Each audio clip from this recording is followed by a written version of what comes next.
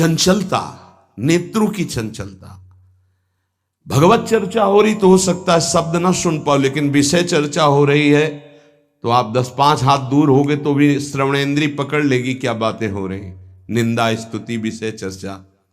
इंद्रियों को शासन में रखो, इंद्रियों को वश में करो, क्योंकि ये ज्ञान विज्ञान का नाश करने वाले महापापी काम इन्हीं के वशीभूत होकर तुम्हें नष्ट करते। मार डाल इस पापी को। भगवान के पाप मानम प्रजयहीनम ज्ञान विज्ञान नाशनम, मार इस काम को नष्ट कर।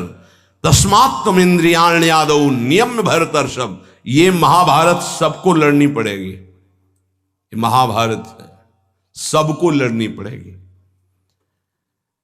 अगर आपको अपने स्वराज्य सिंहासन पर बैठना है, मुक्त होना है, तो ये युद्ध स्वीकार करना पड़ेगा, ये चुनौती स्वीकार करनी पड़ेगी। भगवान कह रहे इंद्रियों को वश में कर, ज्ञान विज्ञान का नाश करने वाले इस महापापी काम को अवश्य बलपूर्वक मार। भगवान आदेश कर रहे हैं। पाप मानम प्रजयहीनम ज्ञान विज्ञान नाशनम, तस्मात् तुम इंद्रियाण्यादौ नियम भरतर्षभ। इसलिए पहले इंद्रियों को काबू करो। रसेंद्रिय से शुरू करो, मुख्य द्वार। ये ज्यादा रजोगुणी भोजन पाने पर ये चंचल होती। जब ये चंचल होती तो हर इंद्रियों में चंचलता। इसको संभालो। उचित आहार, सात्विक आहार, कम स्वाद वाला आहार, बच जाओगे। ज्यादा स्वादिष्ट पाने की कोशिश मत करो। अगर रसेंद्रीय स्वाद नहीं छोड़ पाए तो जनेंद्री का स्वाद छोड़ पाना बड़ा कठिन हो जाएगा। इंद्रियों को विषयों में संयोग मत होने दो। भोग बुद्धि से प्रवृत्त ना करो। केवल जीवन निर्वाह बुद्धि से प्राण पोषण के लिए पहले यहीं से शुरुआत करो। रसेंद्री से प्राण पोषण के लिए अन्न जा रहा है, स्वाद के लिए नहीं। आप नहीं हो भोक्ता, ये रसेंद्री का है। इतनी जबान में रखी गई पूरी बात। यहां के नीचे कोई मतलब नहीं है क्या जा रहा है, इससे यहां कोई स्वाद नहीं। बस ये 2 अंगुल 3 अंगुल का खेल है। इसे क्या गुलाब जामुन है या क्या, बस ये जहां अंदर गए ना तो फिर और कुछ मांगे होने लगेंगी। रसेंद्री से स्वाद। अब अगर जरा सा नमक कम हुआ तो हल्ला मचाने लगे, नमक लाओ थोड़ा कम है। भैया किसके लिए, किसके लिए स्वाद बना। कभी कभी तो मनाओ कि नमक डालना भूल जाए, फिर देखे कैसा लगता है। कभी कभी बिना स्वाद के भी भोजन पाना चाहिए। हाँ, ऐसा करो। मन चंचलता रहित हो जाए, इसके लिए सात्विक भोजन करो। अच्छे अच्छे पदार्थ इसको दिखा दो। हाँ, जैसे आज साधु सेवा भंडारा ऐसे जैसे होता है, कभी ऐसा उत्सव आदि में दिखा गुलाब जामुन। जब परोसने आवे तो क्यों आज थोड़ा उधर ऐसे बस दिखा, और वो जले गए। हाँ बोल दो अंदर। हाँ, गरम गरम धुआं उठता हुआ समोसा, हरी चटनी, लाल चटनी और वो सेवई नमक वाली। हाँ ऐसे। अब ये खा के तुम ध्यान करोगे किसका, अब ये निर्णय तुम करो। ये चीजें खा के तुम ध्यान करोगे, प्रभु का तो ध्यान होने वाला नहीं। सात्विक भोजन पाने से हमारे अंदर भजन की वृत्ति बढ़ती है, और रजोगुणी तमोगुणी भोजन पाने से भोग वासना बढ़ती है, निद्रा प्रमाद स्थिति आती है। बिल्कुल सच्ची बात समझो, ये 3 गुणों से हर सामग्री बनी हुई। इसीलिए संतों ने निर्णय किया आप ये पा सकते हैं, ये पा सकते हैं, ये पा सकते हैं। खूब अनुभूति विषय है, इसलिए मना किया गया। आप ये नहीं पाएंगे। क्यों नहीं, भगवान ने तो सब कुछ बनाया है पाने के लिए, तो पाने के लिए भी बनाया है, तो फिर और व्यवस्था भी भगवान ने बनाई है। रौ रौ नरक, अंधतामिस्त नरक, ये भी भगवान ने बनाए हैं, तो इनका भी स्वाद आप लीजिए। सावधान, शतोगुणी भोजन संयम पूर्वक पाइए, नाम जप करते हुए, और इतना कि बस लगे कि हाँ, थोड़ा वजन लगने लगे कि हाँ हो गया, बंद कर दो। शाम के फिर पा लेना, कोई तुम्हें तो ये है नहीं कि पता नहीं मिले कि ना मिले, कै दिन मिले कै दिन ना मिले। उसमें ये होता है कि अब जो मिला है डाल लो, पता नहीं कै दिन बाद मिले। तो आप लोगों को तो एक मिलता है तो संयम में, आपके पास व्यवस्था श्री जी ने सबकी कर दी, तो संयम से आहार, और अच्छे पदार्थ ना लो तो अच्छा है, अगर लो तो बहुत कम लो, थोड़ा। खीर हटाओ और सब कुछ अब पीने दो, तो वो मन, खीर में नुकसान नहीं है, गुलाब जामुन में नुकसान नहीं, वो जो मन को बढ़ावा मिला रसेंद्री के द्वारा, अब वो इतने में तृप्त नहीं रहेगा, वो और इंद्री को लेकर के भ्रमण करवाएगा हमको। और जब इसको मारना, जैसे मन हमसे गलती करवा देता है तो क्या कहो, गाल में मारो, तो त्वगेंद्री पिट रही, उससे क्या होना है।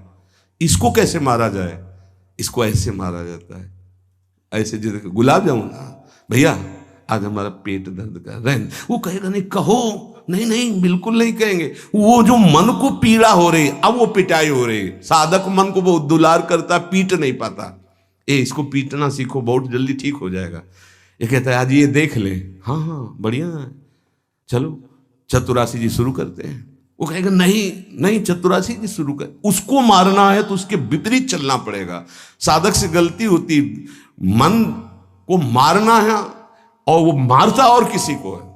आज ये नहीं कहे, आज ये नहीं, आज ऐसे नहीं, आज अच्छा मान लो आप परिक्रमा दे आए तो शरीर को पीड़ा पहुंच रही, मन को कोई फर्क नहीं पड़ रहा। मन जिसको चाह रहा है वो चीज उसको ना दो तो उसको पीड़ा होती है, और उस पीड़ा को आप अपनी मान लेते हैं, इसलिए दुलार करते हैं। इस रहस्य को समझिए, मन की पिटाई जरूरी है, और ये इतने सुरक्षित रहता है कि इसको दुलार करना होता है, पीटना होता नहीं।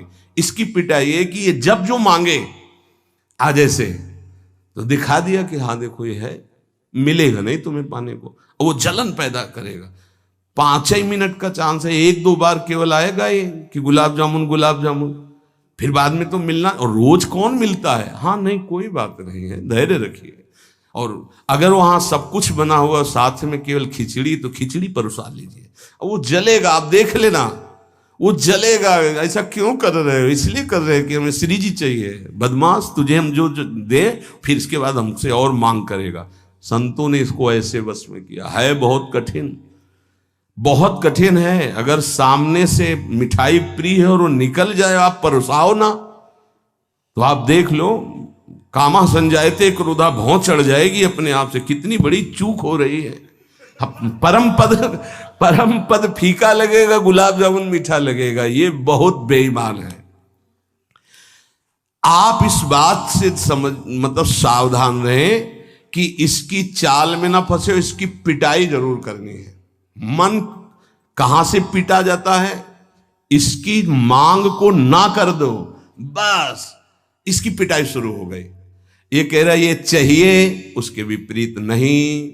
अब वो जलेगा, जलेगा, पवित्र हो जाएगा। और उसने मांगा, वो आपने दे दिया, अब वो और मांग रख देगा, वो आपको परेशान कर। तस्मात् त्वमिन्द्रियाण्यादौ नियम्य भरतर्षभ।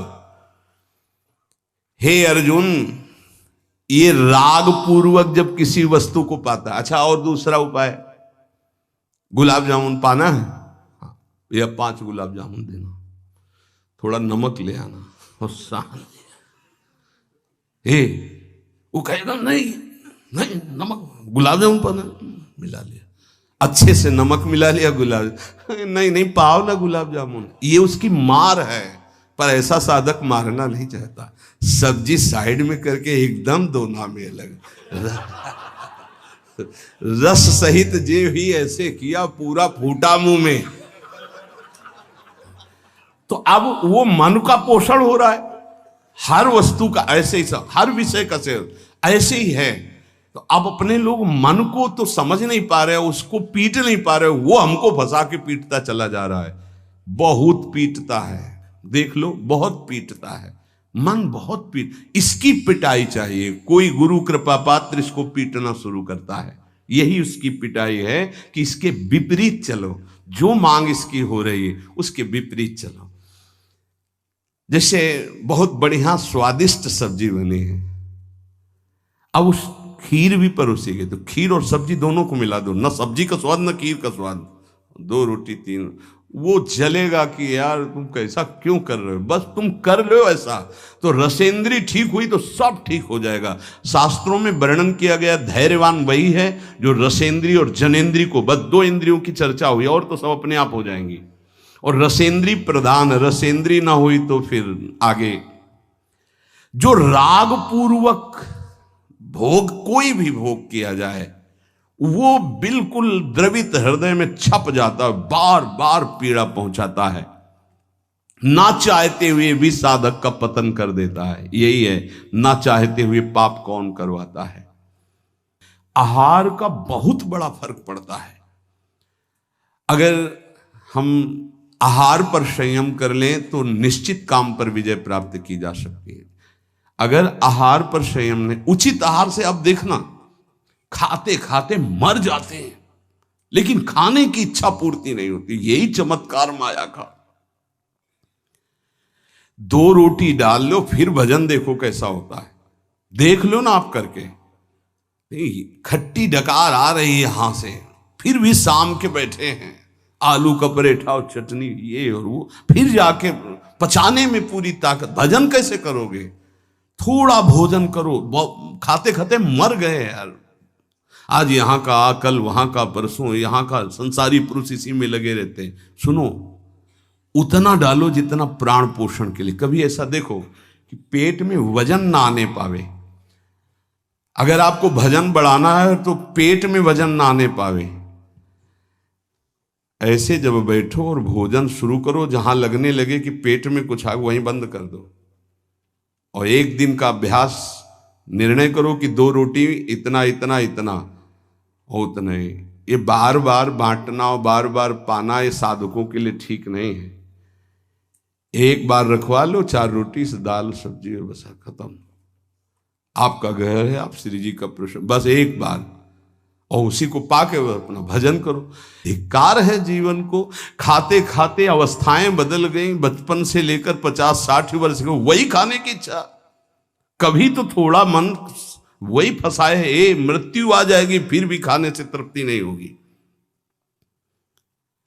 एक बार इस रसेंद्री को काबू में किया जाए, भोजन पर सावधान, थोड़ा अल्पाहार, इतना जिससे हमारे प्राणों का पोषण हो जाए, सब ठीक हो जाएगा। आप देख लेना, अल्पाहार। अगर भोजन सुधार नहीं होगा तो फिर भजन में सुधार नहीं होगा। भोजन, बहुत प्राण शक्ति प्रबल है आपकी, ऐसे नहीं निकल जाएगी। बहुत प्राण शक्ति बलवान होती है।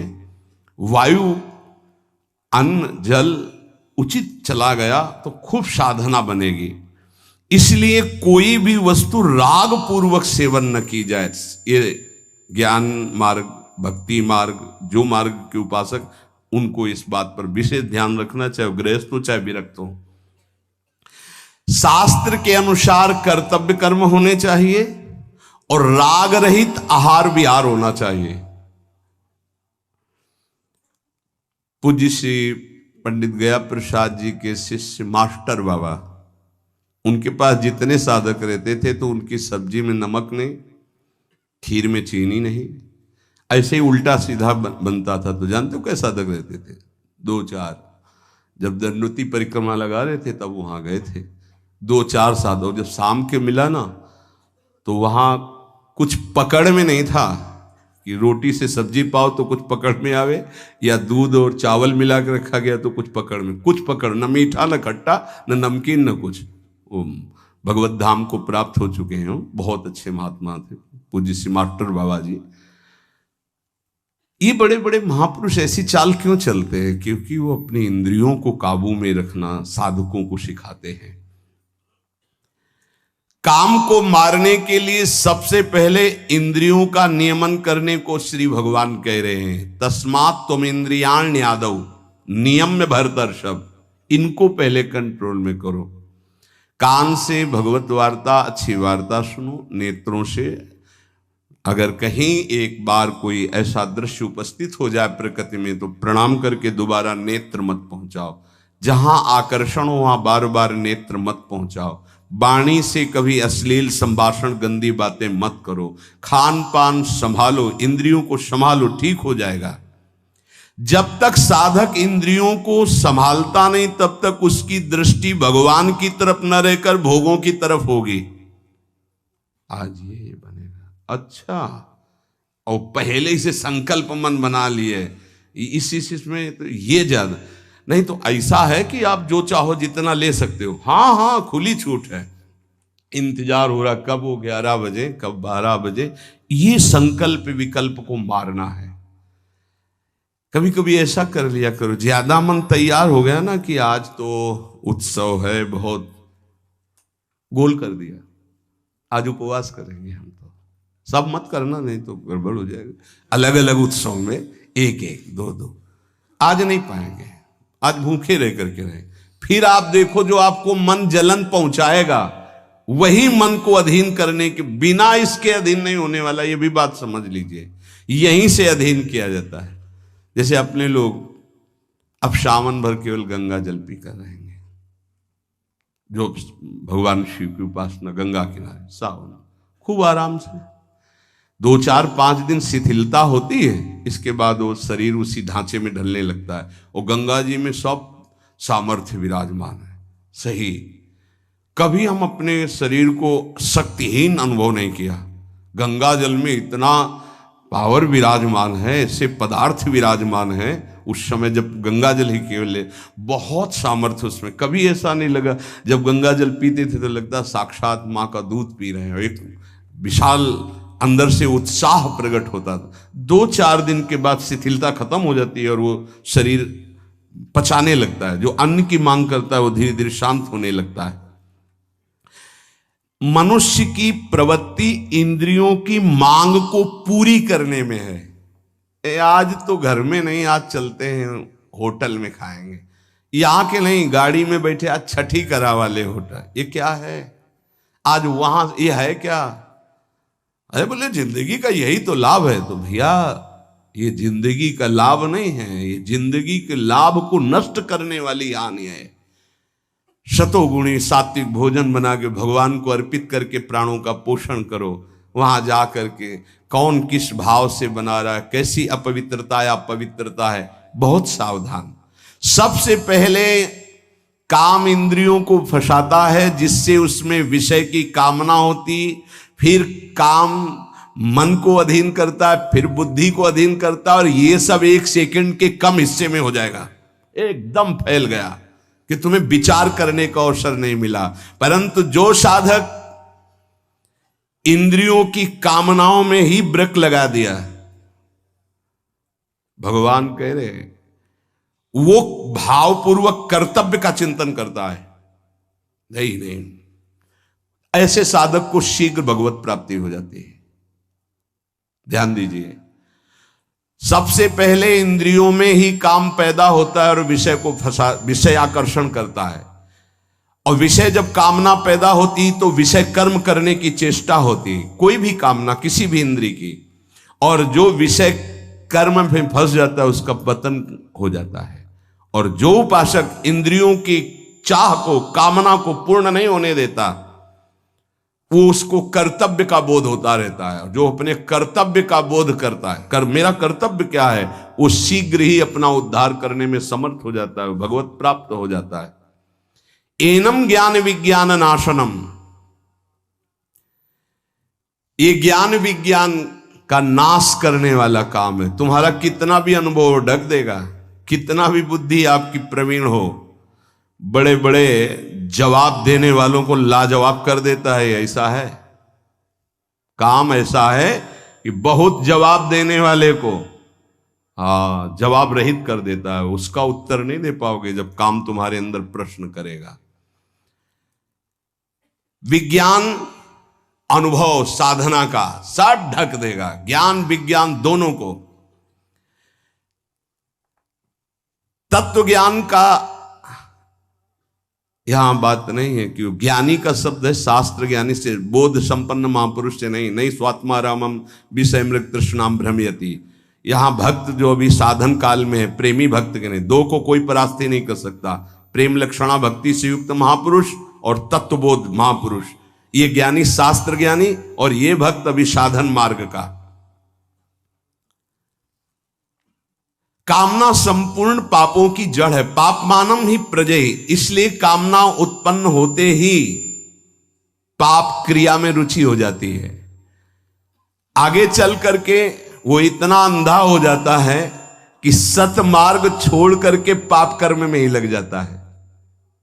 बहुत बहुत डरावना विषय, बहुत भयावह विषय है। भगवान इसलिए काम को महापापी बता करके आज्ञा करते हैं कि साधक इसको अवश्य मार डाले। पाप मानम प्रजयहीनम ज्ञान विज्ञान नाशनम।